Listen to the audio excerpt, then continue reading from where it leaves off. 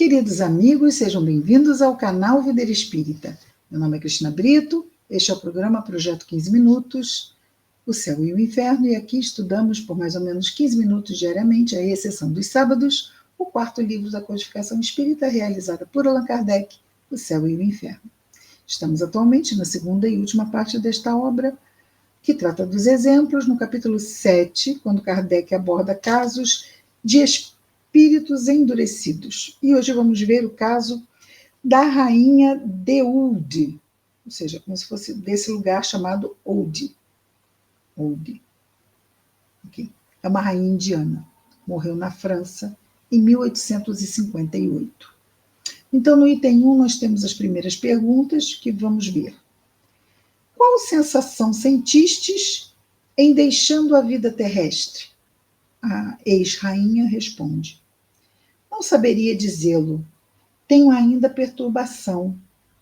Outra pergunta: sois feliz? Lamento a vida. Eu não sei. Sinto uma dor pungente. A vida teria me livrado desta dor. Gostaria que o meu corpo se levantasse do sepulcro. Então, esta dor é por quê? Porque eu não estava mais viva, não era mais rainha. Né? E é isso. Aí nós vamos para o item 2. Primeira pergunta, ainda na mesma comunicação, ok? Lamentais não ter sido enterrada em vosso país e estar entre os cristãos? Ou seja, ela não era cristã, ela era indiana, e a pergunta é, ela morreu na França, entre cristãos, se ela lamentava isso, ter sido enterrada na França, entre cristãos? Resposta: sim. A terra indiana me pesaria menos no seu corpo morto. Né? Outra pergunta: que pensais das honras fúnebres prestadas aos vossos despojos? Resposta: foram bem pouca coisa. Olhou com crítica as suas homenagens fúnebres. Foi bem pouca coisa. Eu era rainha, e nem todos dobraram seus joelhos diante de mim. Deixai-me, não me forces a falar.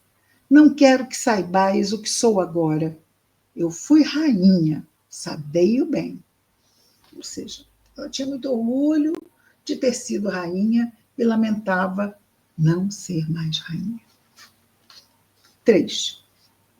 Respeitamos a vossa classe, ou a classe que pertenceu, não é? Que agora a classe dela é dos desencarnados. E vos pedimos consentir-nos responder para a nossa instrução. Pensais que o vosso filho recobrará um dia os estados de seu pai? Ou seja, o pai era o rei. Então, todo mundo perdeu lá o reino da Índia. E foram, vamos dizer assim, buscar asilo político em terras de França. E aí a pergunta é, você acha que depois o seu filho vai conseguir retomar as terras do antigo reino, que era do pai, que era o rei? Resposta: certamente o meu sangue reinará. Disso é digno. Dais a reintegração. Outra pergunta. Dais a reintegração de vosso filho a mesma importância que quando viva? Resposta: meu sangue não pode ser confundido na multidão. Quanto orgulho, não? Quanto orgulho. Aí fica difícil chegar no mundo espiritual. Muito difícil. 4. Pergunta: não se pôde inscrever no vosso atestado de óbito o vosso lugar de nascimento. Podereis dizê-lo agora? Resposta: nasci do mais nobre sangue da Índia. Creio que nasci em Delhi, cidade da Índia. 5. Pergunta: vós que vivestes nos esplendores do luxo, cercada de honras, que pensais disso agora? Resposta: luxo, honras eram-me devidos. Pergunta. A classe que ocupastes sobre a terra vos dá outra mais elevada no mundo onde estás hoje? A classe que ocupaste sobre a terra vos dá outra classe mais elevada no mundo espiritual? Ou seja, ela saiu daqui rainha. No mundo espiritual, ela está mais elevada ainda? Resposta. Eu sou sempre rainha, que se me enviem escravos para servir-me. Eu não sei. Parece-me não se incomodarem comigo aqui. Todavia, sou sempre eu. Eu quem? A rainha.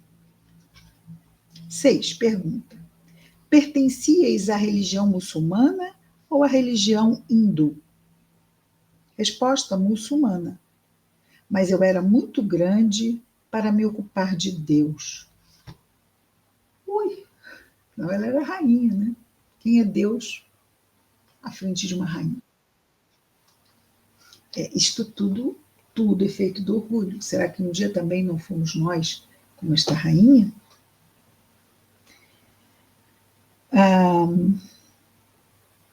Pergunta.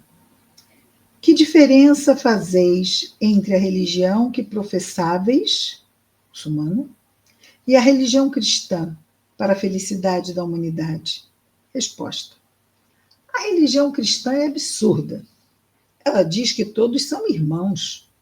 Qual é a vossa opinião sobre Maomé? Tá certo. Ele quis saber a opinião dela e ela agora está devolvendo, quer saber receber a opinião dele. Resposta.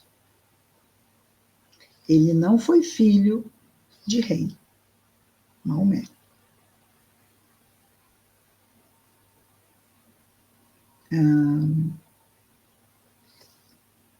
Pergunta. Assim, a pergunta que foi feita a ela, qual é a vossa opinião? Não. Essa foi a pergunta feita a ela, perdão. Então, primeiro se perguntou sobre o que ela achava da religião muçulmana e da cristã. A religião cristã é um absurdo. Aí depois perguntaram a ela qual era a opinião dela sobre Maomé. Aí a resposta foi, ele não foi filho de rei. Pergunta, credes que Maomé teve uma missão divina? Resposta, que importa isso? Ela não era religiosa, lembra? Deus não era... Ela estava muito... Né, para se ocupar de Deus, que dirá de Maomé. Qual é a vossa opinião sobre o Cristo? Resposta, o filho de um carpinteiro não é digno de ocupar o meu pensamento. Okay. 7. Pergunta, que pensais do uso que subtraía as mulheres muçulmanas aos olhares dos homens? Que pensais do uso que subtraía as mulheres muçulmanas aos olhares dos homens? Resposta, penso que as mulheres são feitas para dominar. Eu era mulher. Bom, mas a religião muçulmana não considera tanto assim as mulheres, né? Está falando subtraía aos olhares dos homens. Não vamos esquecer, não é? As mulheres não podem ser vistas, são todas ocultas, embaixo de panos. Pergunta, algumas vezes invejastes a liberdade de que gozam as mulheres da Europa? Resposta, não. Que me importava a sua liberdade? Servem-nas de joelhos? Sim, ela não tinha a liberdade das mulheres da Europa, mas era servida de joelhos. As mulheres da Europa tinham liberdade, mas não eram servidas de joelhos. Quantas ilusões, não é? Quantas ilusões. Mas é isso. Nós não amadurecemos de pronto, isso leva tempo. 8. Lembrai-vos de ter outras existências sobre a Terra antes da que acabais de deixar? Resposta dela, eu devo ter sido sempre rainha.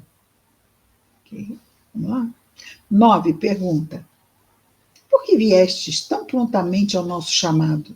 Resposta, eu não quis, fui forçada a isso. Pensais, pois, que eu... sim. Eu não quis, fui forçada a isso. Pensais, pois, que eu fosse digna de responder?